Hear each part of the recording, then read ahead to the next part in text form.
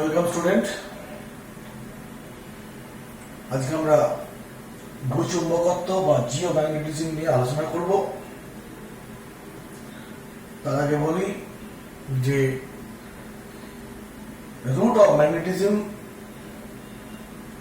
অর্থাৎ চুম্বকত্বের মূল বীজটা কি না ইলেকট্রন।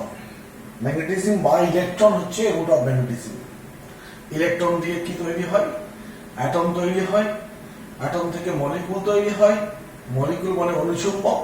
মলিকুল থেকে প্রাপ্ত চুম্বককে অনুচুম্বক বলবো। আবার অণু দিয়ে পদার্থ তৈরি হয়। সেই পদার্থের মাধ্যমে আমরা দণ্ডচুম্বক তৈরি করতে পারি।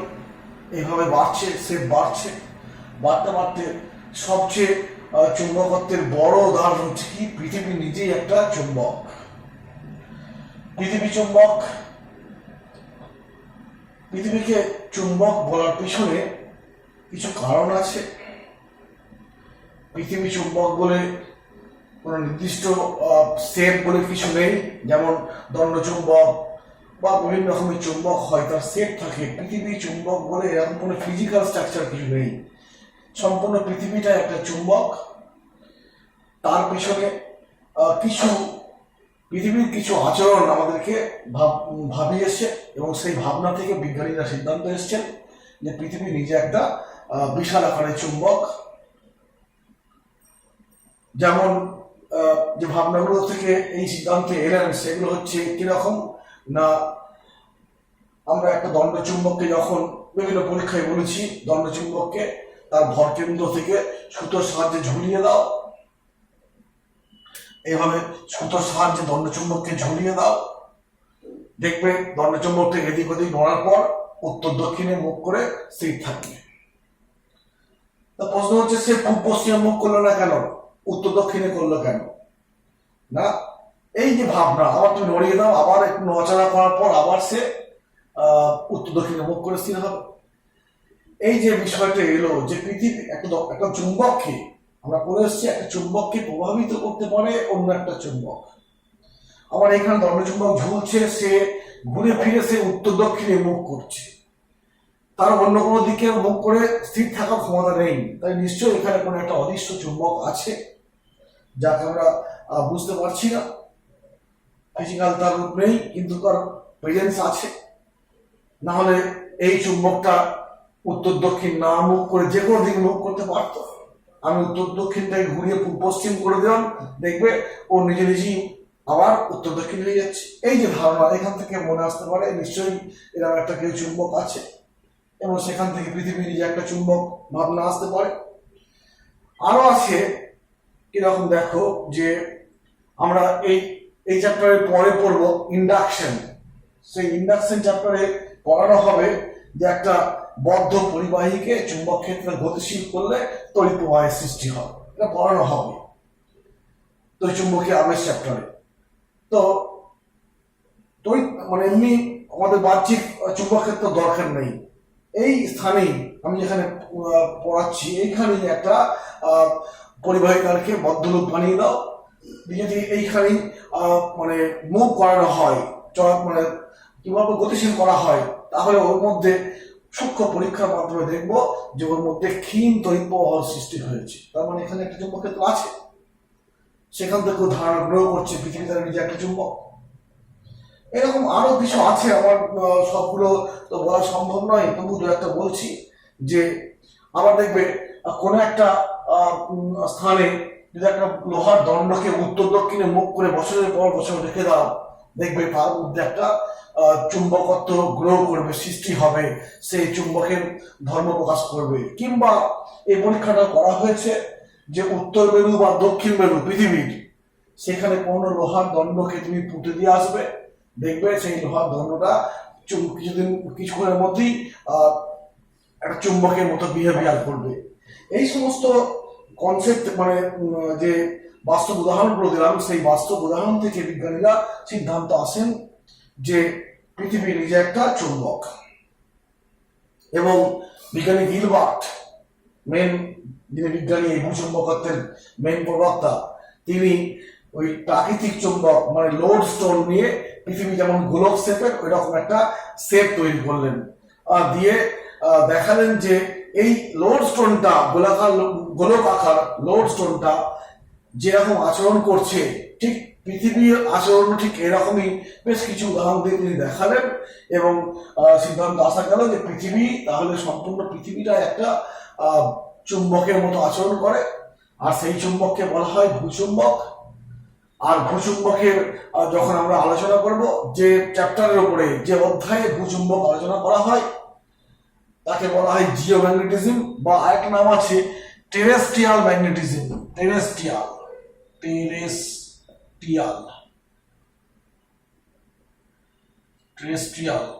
বানানটা মনে আসছে না। টেরেস্ট্রিয়াল বানানটা কি হবে? TERES terrestrial magnetism. এটাও মানে ভূচুম্বকত্ব। যে চ্যাপ্টারে বা যে বিজ্ঞানের যে অংশে ভূচুম্বকত্ব নিয়ে আলোচনা করা হয় তাকে বলবো টেরেস্ট্রিয়াল ম্যাগনেটিজম বা জিওম্যাগনেটিজম।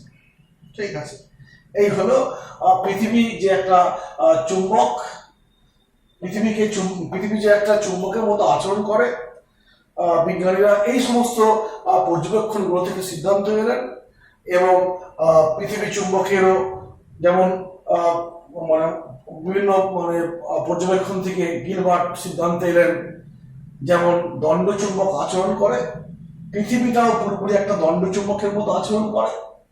সেখানে পৃথিবীর নিজস্ব পৃথিবী একটা গোলক, ধরে নিচ্ছি পৃথিবীটা একটা গোলক, তার এন পোল উত্তর মেরু দক্ষিণ মেরু আছে।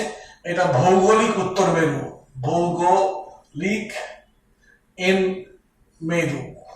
আর এটা হচ্ছে এই অংশটা, আর এই অংশটা হচ্ছে ভৌগোলিক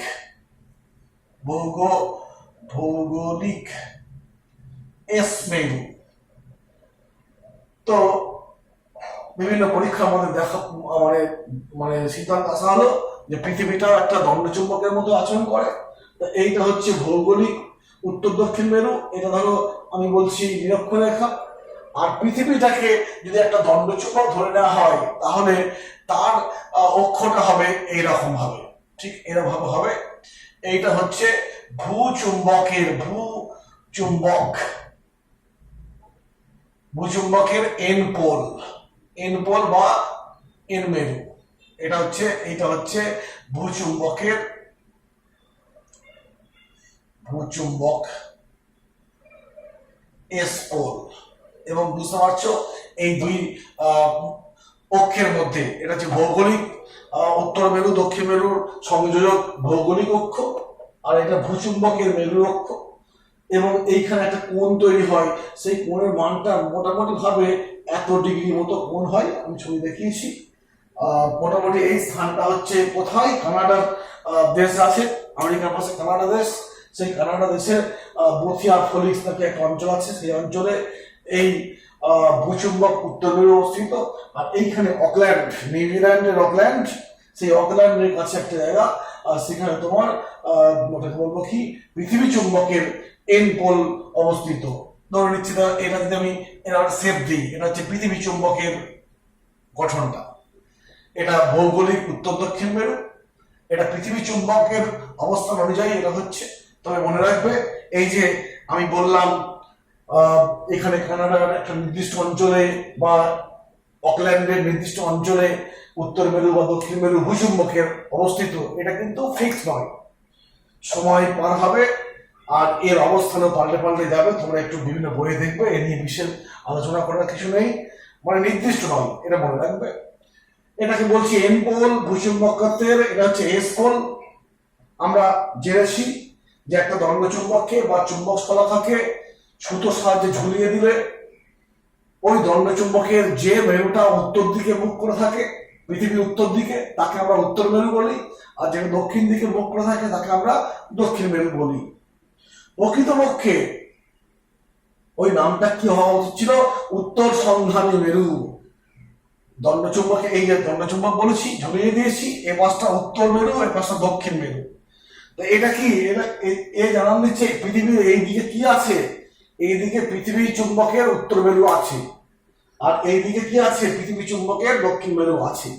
তো এইটাকে আমরা উত্তর সন্ধানী মেরু বলছি বা উত্তর মেরু বলছি। এটাকে বলছি দণ্ডচুম্বক বা চুম্বক স্থলাকার দক্ষিণ সন্ধানী মেরু বা দক্ষিণ মেরু। তাহলে প্রকৃতপক্ষে তোমার এ তো উত্তর মেরু সন্ধান দিচ্ছে, তাহলে পৃথিবী চুম্বকের উত্তর দিকে যেটা আছে সেটা উত্তর মেরু, তাহলে ওটাও উত্তর মেরু আবার এটাও উত্তর মেরু, একটা কনফিউশন তৈরি হয়ে যাচ্ছে। এই কনফিউশন দূর করার জন্য পৃথিবী চুম্বকের উত্তর মেরুটাকে বলা হয় নীল মেরু, ব্লু পোল, আর পৃথিবী চুম্বকের এই দক্ষিণ মেরুটাকে বলা হয় লাল মেরু। নীল মেরু আর লাল মেরু, ঠিক বললাম কিনা? ব্লু পোল আর রেড পোল। পৃথিবী চুম্বকের উত্তর মেরুটাকে বলছি আমরা নীল মেরু, আর দক্ষিণ প্রান্তটাকে বলছি আমরা লাল মেরু। এইভাবে আমরা মানে মেরুগুলোকে নির্দিষ্ট করে থাকি, কারণ প্রকৃতপক্ষে এই দণ্ডচুম্বক বা চুম্বক স্থলাকার যে প্রান্তটা উত্তর দিকে মুখ করে আছে তার কাজ হচ্ছে উত্তর মেরুর সন্ধান দেওয়া, অর্থাৎ এই দিকে উত্তর মেরু আছে, মানে এই দিকে উত্তর মেরু আছে। তাহলে এও উত্তর মেরু আবার এটা উত্তর মেরু, এরকম তো হয় না। হলো এই মানে গন্ডগোল পাকানোর জন্য, তৈরি হওয়ার জন্য আমরা পৃথিবীর উত্তর মেরু ব্লু পোল বা ব্লু মেরু, নীল মেরু, এটা হচ্ছে লাল মেরু। এগুলো একটু মনে রাখবে। আরো কিছু ব্যাখ্যা আছে, যেমন আমরা চুম্বক বলরেখা নির্ণয় করেছি। দণ্ডচুম্বকের ক্ষেত্রে বলরেখাগুলো একটু মনে করে দেখো, এন পোল থেকে নির্গত হয়ে এস পেলে যায়, এরম ভাবে নিশ্চয় দেখিয়েছি আমার দিকটা, এরকম হয়, সব এরকম হচ্ছে। এটা দণ্ডচুম্বকের জন্য। তুমি তো যে স্থানে আছে সেই স্থানেও পৃথিবী নিজে যেখানে চুম্বক, অতএব সেইখানেও পৃথিবী চুম্বকের বলরেখা আছে, চুম্বক আছে, এবং চুম্বক বলরেখা। বলরেখাটা কি? কাল্পনিক একটা চিত্ররূপ চুম্বক ক্ষেত্রে। তো এন পরে এখানে একটা দণ্ডচুম্বকের বলরেখাগুলো এরকম উত্তর থেকে নির্গত হয়, দক্ষিণে প্রবেশ করে।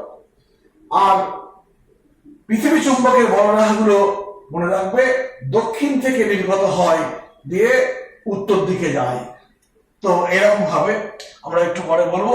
ধরো এই স্থানে পৃথিবী নেই, এই দণ্ডচুম্বকের প্রভাব নেই, এইখানে বলরেখাগুলো এরকম হয়। এটা হচ্ছে এস প্রান্ত, এটা এন প্রান্ত, অর্থাৎ দক্ষিণ থেকে এসে উত্তর দিকে যায়। একটু দেখে নিয়ে বইটা। পৃথিবী চুম্বকের বলরেখাগুলো দক্ষিণ মেরু থেকে আসে, উত্তর মেরুর দিকে যায়, এরকম ভাবনাটা হয়। ঠিক উল্টো বিষয় হয়, আর সেখান থেকে উদাসীন বিন্দু ইত্যাদি আসবে, পরে বলছি।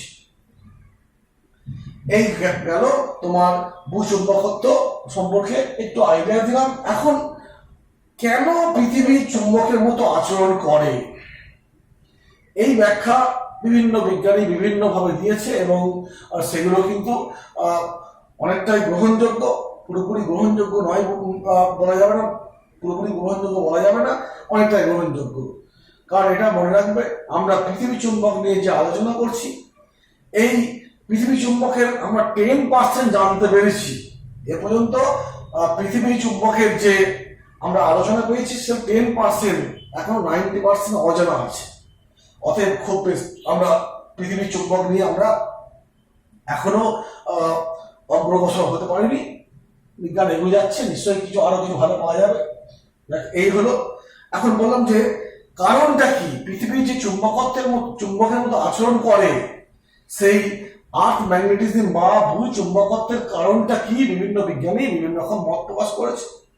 এইরকম দু একটা মত আমাদের বাংলা মিডিয়ামের বইয়ে তো নেই, যদি পরীক্ষায় আসে না, তবুও তোমাদেরকে একটু মনে রাখা দরকার। এরকমই দেখবে একটা বিজ্ঞানী ব্রাকেট বলে একজন বিজ্ঞানী ছিল, তিনি এরকম একটা মত দিয়েছিলেন যে এরকম ছিল মতটা যে পৃথিবী কি করে, অক্ষের চারিদিকে তো আবর্তন করে, আর পৃথিবী থাকা সমস্ত বস্তু কি দিয়ে তৈরি, চার্জ পার্টিকেল, ইলেকট্রন, প্রোটন দিয়ে তৈরি। তো ওই যে মানে কি বলবো, ওটাকে বলবো সাবস্টেন্স বা পদার্থগুলো, যে পৃথিবী তো সাবস্টেন্স দিয়ে তৈরি, তারা আবর্তন করছে মানে কি, হিসাব মতো সেই আবর্তনটাকে একটা কারেন্ট ক্যারিং লুপ ভাবতে পারি। আর কারেন্ট ক্যারিং লুপ মানে বুঝতে পারছো ডাইপোল, অতএব সেই হিসাবে পৃথিবী নিজে একটা ডাইপোলের মতো আচরণ করে। এরকম বিভিন্ন আছে, বিভিন্ন মানে বিষয়গুলো আছে, সেগুলো আমরা মানে না জানলেও হবে এই মুহূর্তে, বা অন্য পড়ে থাকে, যা ওটা বিষয়ে আলোচনা নয়। আমরা যেটা বলবো যে পৃথিবীর বিভিন্ন স্থানে পৃথিবী চুম্বকের শক্তি কেমন, মানে চুম্বক শক্তির মানটা কেমন, কোন এক স্থানে চুম্বক ক্ষেত্রের দিকটা কোন দিকে, এইসবগুলো জানার জন্য কয়েকটা ফিজিক্যাল কোয়ান্টিটি জানা দরকার, যেগুলোকে বলা হয় ভূচুম্বকত্বের উপাদান বা এলিমেন্ট অফ জিওম্যাগনেটিজম। কি বললাম? এলিমেন্ট অফ জিওম্যাগনেটিজম বা ভূচুম্বকত্বের উপাদান। এরকম তিনটে উপাদানের কথা আমাদের জানতে হবে। পৃথিবী চুম্বকত্বের উপাদান বলতে গেলে আমরা তিনটে উপাদানের কথাই মেনলি বলবো। এক হচ্ছে বিনতি বা বিনতি কোণ, ইংরেজিটা হচ্ছে বিনতিকে ডিপ বলা হয়, ডিপ। বিনতি বা বিনতি কোণ আমরা কি শুরু করেছি বললাম যে পৃথিবীর বিভিন্ন স্থানে পৃথিবী চুম্বকের প্রাবল্য মান বা প্রাবল্য শক্তি কেমন এবং তার দিক কেমন, সেইটা জানতে হলে আমাদের তিনটে রাশির কথা মনে রাখতে হবে, তিনটে বৈশিষ্ট্য, যেগুলোকে বলা হয় এলিমেন্ট অফ আর্থ ম্যাগনেটিজম বা ভূচম্বকত্বের উপাদান হিসেবে ভাবা হয়। একটা হচ্ছে কি বললাম, বিচ্যুতি বা বিচ্যুতি কোণ, বিচ্যুতি বা বিচ্যুতি কোণ, সরি না, এটা 2 নম্বরে বলবো, বিনতি বলবো, সরি, তবে আসায় ভালো, বিনতি, বিনতি বা বিনতি কোণ, ইংরেজিটা deep or angle of deep, angle of deep যাই বলবে, ডিপ বা অ্যাঙ্গেল অফ ডিপ। তারপর আসবে বিচ্যুতি বা বিচ্যুতি কোণ, 2 নম্বরে বিচ্যুতি বা চ্যুতি যা বলবে, চ্যুতি কোণ। এটাকে বলবো ডিক্লিনেশন, DCLINATION or angle of declination।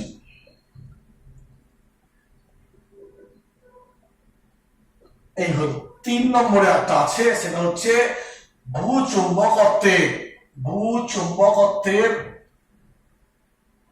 ভূচুম্বকের প্রাবল্যের অনুভূমিক উপাংশ, ইংরেজিটা হচ্ছে horizontal component of, horizontal component of earth magnetism, magnetic field, অর্থাৎ পৃথিবী চুম্বকত্বের অনুভূমিক উপাংশ, পৃথিবী চুম্বকত্বের বা ভূচুম্বকত্বের প্রাবল্যের অনুভূমিক উপাংশ। এই তিনটে এলিমেন্ট কে আমরা জানতে পারলে কোন একটা স্থানে চুম্বকত্ব কেমন, মানে কিভাবে অবস্থান করছে, তার ক্ষেত্রটার অভিমুখটা কেমন, এগুলো সব আমি জানতে পারবো। আমরা একে একে সেই উপাদানগুলো নিয়ে ভাববো। এটাকে মোটামুটি আমরা দেখব, এটাকে থিটা দিয়ে প্রকাশ করা হয়, এটাকে ডেল্টা দিয়ে প্রকাশ করা হয়, আর এইটাকে এইচ দিয়ে প্রকাশ করা হয়, হরিজন্টাল এইচ, ডেল্টা চ্যুতি, আর কোন অ্যাঙ্গেল থিটা হলো। এই তিনটে সিম্বল দিয়ে মোটামুটি ভাবে প্রকাশ করা হয়। এর কিন্তু নির্দিষ্ট বলে কিছু নেই, মোটামুটি প্রকাশ করা হয়।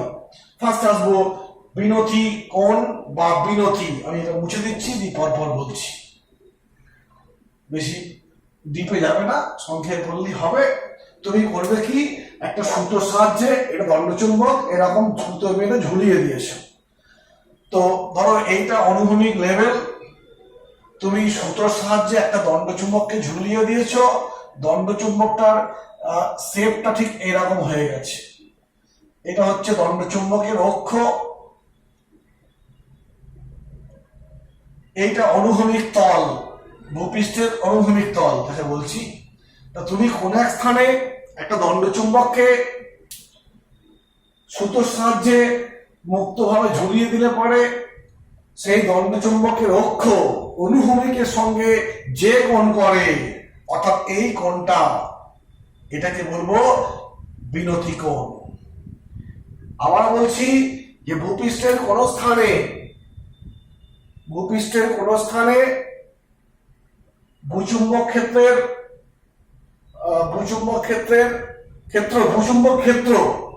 অনুভূমিকের সঙ্গে যে কোণ করে, আমি আবার ঘুরিয়ে দিলাম, ভূপৃষ্ঠের কোন স্থানে ভূচুম্বক ক্ষেত্র অনুভূমিকের সঙ্গে যে কোণ করে। দেখো আমি এখানে করেছি কি, এটা অনুভূমিক তল বা লাইন, এটা দণ্ড চুম্বক। এখন বিষয় হচ্ছে একটা দণ্ড চুম্বককে ঝুলিয়ে দিয়েছি কোন এক স্থানে, তা সে কিভাবে ঝুলবে সেটা ঠিক করে দেবে কে? পৃথিবী চুম্বক। অতএব এই যে দণ্ড চুম্বকটা কোন এক স্থানে এইরকম যে শেপটা নিয়েছে, এই শেপটা নেওয়ার মানে অবস্থানটা নেওয়ার কারণটা কি? পৃথিবী চুম্বক। দণ্ড চুম্বকটা পৃথিবী চুম্বক বরাবর নিজেকে স্থাপন করেছে, অর্থাৎ এই দিকটা কার দিক? এই স্থানে পৃথিবী চুম্বকের ক্ষেত্রের দিক। ঠিক আছে, যে এই দণ্ড চুম্বকটা কেন এরকম হয়েছে না, সে ঝুলছে উত্তর দক্ষিণ মুখ করে। ঝোলে কেন ঝোলে বললাম? ভূচুম্বকত্বের কারণে। তাহলে এই যে অবস্থানটা, এই যে দিকটা, এটাই কিন্তু পৃথিবী চুম্বকের দিক। এই দণ্ড চুম্বক পৃথিবী চুম্বক বরাবর নিজেকে স্থাপন করেছে। তাই এইভাবে সংজ্ঞাটা বলা হয় যে ভূপৃষ্ঠের কোন স্থানে ভূচুম্বকত্বের অভিমুখ অনুভূমিক তলের সঙ্গে যে কোণ করে, অনুভূমিক রেখার সঙ্গে যে কোণ করে, তাকে বলা হয় ডিপ বা বিনতি কোণ। একে থিটা দিয়ে প্রকাশ করা হয়। আবার যেটা বললাম ফার্স্টে, কোন একটা স্থানে, ভূপৃষ্ঠে কোন একটা স্থানে দণ্ড চুম্বককে ঝুলিয়ে দাও, দণ্ড চুম্বকের অক্ষ অনুভূমিকের সঙ্গে যে কোণ করবে তাকে বলবো ওই একই কথা। কারণ এরকম করেছে কেন? এই স্থানে চুম্বকত্বটা, পৃথিবী চুম্বকত্বটা ঠিক এইরকম অবস্থায় আছে। দেখো এইবার যদি এরকম হয়, যেমন ঝুলছে দণ্ড চুম্বকটা, তার এই দিকটা এন পোলটা নিচে আছে, অথবা এরকম হতে পারে তোমার এস পোলটা নিচে আছে, তখন এই থিটার পাশে লিখবো থিটা কি বলে ধনাত্মক, মানে একটু ভাবি, ধনাত্মক বিরতি কোণ। থিটা যদি এনটা নিচের দিকে থাকে, এই অনুভূমিক তলের নিচের দিকে যদি এন থাকে, এইটা হচ্ছে এই কোণটা থিটা। এখানে এইটা হচ্ছে কি? ধনাত্মক বিনতি কোণ। অর্থাৎ যখন এরকম কোণ করে ঝুলছে, এই অবস্থায় যদি এন পোলটা নিচের দিকে থাকে ধনাত্মক, আর এস কোণটা থাকলে, এই কোণটা তো যেমন এই কোণটা তো এটা, সরি, এই ক্ষেত্রে এস কোণটা নিচে আছে, এই ক্ষেত্রে ঋণাত্মক নতিকোণ বা বিনতি কোণ, যা বলবে বিনতি কোণ। এটা মনে রাখবে যে এস পোল নিচের দিকে থাকে ঋণাত্মক বিনতি কোণ, আর এস পোল নিচে থাকে মানে কি হবে? ধনাত্মক। এই হলো বিনতি কোণ, বা তোমার কি বললাম, বিনতি বা ডিপ অ্যাঙ্গেল বা অ্যাঙ্গেল অফ ডিপ হলো। 2 নম্বর হচ্ছে বিচ্যুতি বা বিচ্যুতি কোণ। সেটা হচ্ছে ডিক্লিনেশন, DCI, ডিক্লিনেশন or angle of declination, বিনতি বা বিনতি কোণ। এখানে একটু ভাস্ত মনে রাখতে হবে বিষয়টা কিরকম। দেখো যে একটা চুম্বক, সে পৃথিবী চুম্বক বা দণ্ড চুম্বক যাই হোক, তার এটা হচ্ছে অক্ষ। এই অক্ষের সঙ্গে যদি লম্বভাবে একটা তল কল্পনা করি, সেই তলটাকে বলবো কি? চুম্বক মধ্যতল। যে দণ্ড চুম্বক বা পৃথিবী চুম্বক, যে কোনো চুম্বকের যে অক্ষ আছে, 2 মেরু সংযোগ রেখার অক্ষ, সেই অক্ষর সঙ্গে লম্বভাবে যদি একটা তল কল্পনা করি, তখন সেই তলটাকে বলবো কি? এখানে দেখো এই হাতের তলটা এরকম আছে, অক্ষের সঙ্গে লম্বভাবে, এই তলটাকে বলছি চুম্বক মধ্যতল বা ম্যাগনেটিক মেরিডিয়ান। আবার পৃথিবীর যে নিজের ভৌগোলিক এন পোল আর এস পোল আছে, সেই বরাবর যদি একটা উলম্ব তল কল্পনা করি, এরকম উলম্ব তল, মানে ওই বইটা নিয়েছি যে এইরকম উলম্ব তল কল্পনা করছি, এটা হচ্ছে কি ভৌগোলিক মধ্যতল। আর এইটা কি বললাম, চৌম্বক মধ্যতল। ছবিটা আঁকা সম্ভব নয়, শুধু শুনে নাও। এইরকম তল হলে পরে কি চৌম্বক মধ্যতল। আর পৃথিবীর চুম্বক, পৃথিবীর চুম্বক নাই, পৃথিবীর যে গোলক, সেই গোলকের এন পোল এস পোল যোগ করেছি, এটা ভৌগোলিক অক্ষ। এর সঙ্গে যদি এইরকম একটা তল কল্পনা করা হয়, তখন সেই তলটাকে বলা হয় কি ভৌগোলিক মধ্যতল। তো এই যে অ্যাঙ্গেলটা হচ্ছে কোন স্থানের ভূচুম্বকত্বের বা ভূচুম্বক ক্ষেত্রের চুম্বক মধ্যতল আর পৃথিবীর ভৌগোলিক মধ্যতল যে কোণ গড়ে। দেখো আমি ছবিটা আঁকছি,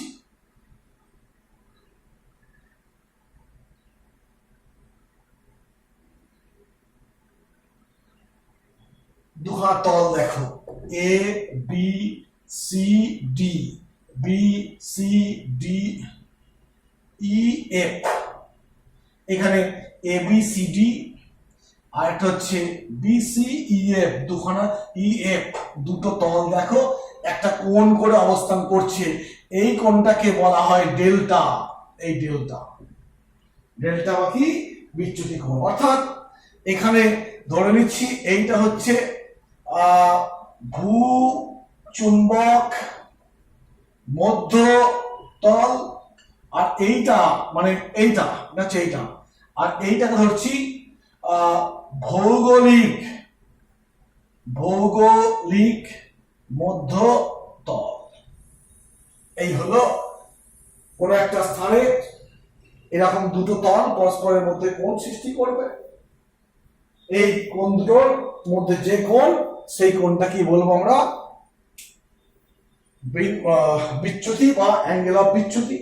এখানেও মনে রাখবে এই ডেল্টার সঙ্গে অনেক সময় ই চিহ্ন যুক্ত করতে হয় বা ডেল্টার সঙ্গে ডাব্লিউ চিহ্ন যুক্ত করতে হয়। যেমন ওখানে প্লাস মাইনাস এলো, যদি এনটা নিচের দিকে প্লাস বিনতি কোণ, এসটা নিচের দিকে মাইনাস বিনতি কোণ, এইখানে ডেল্টা ই বা ডেল্টা ডাব্লিউ এর নিয়মটা কি না, ওই ভৌগোল এই অ্যাঙ্গেলটা যদি পশ্চিম দিকে হয় তাহলে এইটা বলবো, পূর্ব দিকে হলে পরে এইটা বলবো। কোনো জিনিসটা এরকম ঘটনা বা অনেক সময় আর অন্যভাবে বলে, আমি এটা বলছি যে যদি এরকম হয়, এই অ্যাঙ্গেলটা যদি ভৌগোলিক উত্তর দক্ষিণ মেরুর পূর্ব দিকে হয়, পূর্ব দিকে হলে পরে এইটা হবে, পশ্চিম দিকে হলে পরে ডাব্লিউ বসবে, কোণের সঙ্গে, কোণের একটা মানের সঙ্গে বসবে। 3 নম্বর যে বৈশিষ্ট্য সেটা বলবে এবার।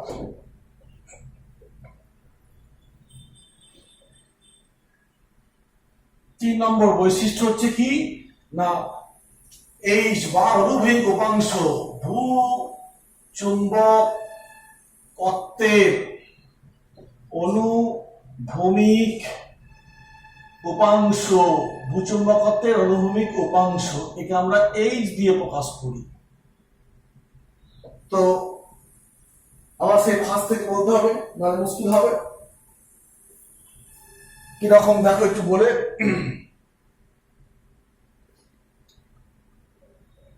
যে ফার্স্ট বলেছিলাম এটা অনুভূমিক রেখা বা তল, একটা সুতোর সাহায্যে দণ্ডচুম্বককে ঝুলিয়েছি।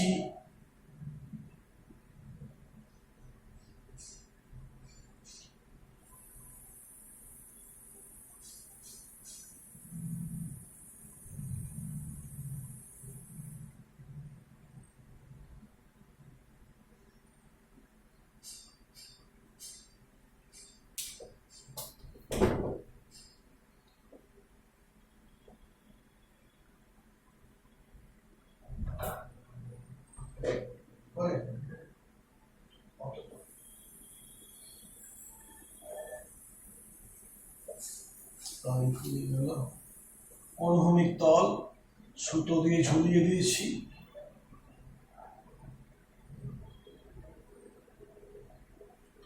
বললাম যে এটা হচ্ছে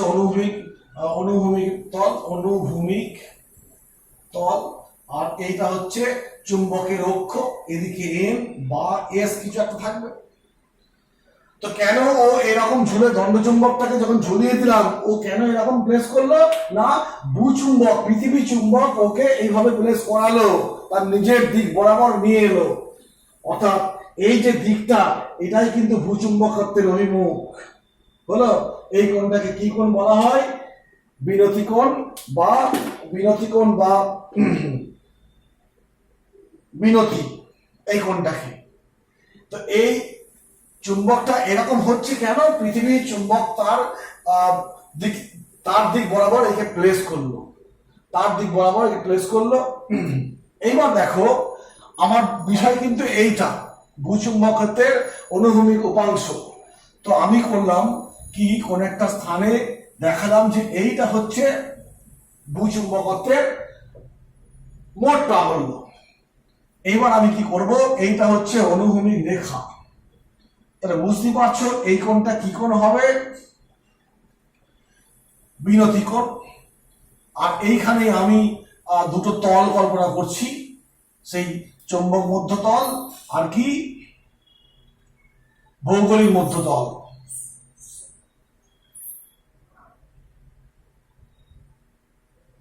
এখানে এই কোণটা কি কোণ ডেল্টা এই কোণটা ডেল্টা এই কোণটা হচ্ছে বিরতি কোণ আচ্ছা এটা হচ্ছে অনুভূমিক দিক এটা উলম্ব দিক এই দিকটা একটু উলম্ব দিক এটা অনুভূমিক দিক এই লাইনটা তো এই মোট প্রাবল্যটাকে আমি আই দিয়ে প্রকাশ করছি তো প্রাবল্যটার এই দিকের উপাংশটা কত হবে অনুভূমিক প্রাবল্য আর এই দিকে কত হবে এই প্রাবল্য ভি বলবো ভার্টিক্যাল কম্পোনেন্ট আর ভার্টিক্যাল কম্পোনেন্ট আর কি মানে অনুভূমিক ভার্টিক্যাল মানে উলম্ব উপাংশ আর কি বলবো ওটাকে হরাইজন্টাল মানে অনুভূমিক উপাংশ এই দুটো উপাংশের কথা আমি দেখো আইকে আমি ভাঙলাম এই দুটো উপাংশে এটা অ্যাকচুয়ালি ছবিটা ঠনি এই বরাবর হওয়া উচিত ছিল এটা এরকম হওয়া উচিত ছিল ছবিটা ভালো হতো ঠিক আছে দেখো এই একটা তল ভৌগোলিক চুম্বক মধ্যতল এইটা এই নামটা দেখো এটা আর এইটা হচ্ছে ভৌগোলিক মধ্যতল কোণটা ডেল্টা মানে হচ্ছে কি বিচ্যুতি কোণ আর অনুভূমিকের সঙ্গে এই কোণটাকে বলা হয় বিনতি কোণ সব জানা আছে ধরে নিচ্ছি এই স্থানে এরকম রেখে দেওয়া হয়েছে এটা হচ্ছে কি ভূচুম্বকত্বের অভিমুখ কোন একটা স্থানে এবং ভূচুম্বকত্বের মানটা কত আই এখানে ভূচুম্বক প্রাবল্য হচ্ছে কত আই এটা বুঝে দিচ্ছি